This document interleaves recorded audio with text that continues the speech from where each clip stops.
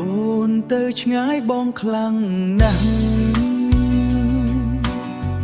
សូម្បីឱកាសក៏លែងបានឃើញមុខអូនទៅបាត់ហើយសូមអូនមានក្តីសុខបងអូនមានក្តីសុខ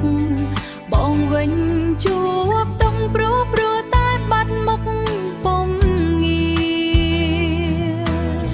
ឃ្លាតកាយគេថានេះចិត្តវាជាការពិតរឿងយ៉ាងណាពុំងាអូនថាទៅមួយខែ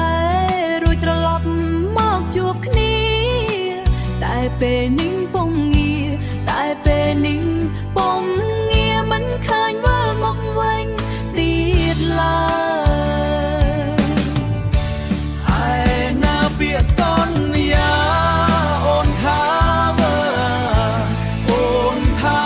វិលមកជួបស្នេហ៍យើងវិញអូនក៏ហត់ព្រោះអូនចង់ចាជេចំណែកបងវិញបានត្រឹមយំសោកាចង់ខលរកតែមិនដឹងខលតាមណាព្រួងជីវ៉ាអូនភ្លុកបងអង្ហើយនឹងបានត្រឹមយំអង្គុយសំលឹងអង្គុយសំលឹងរូបថតរលឹងរូបថតរលឹងខោ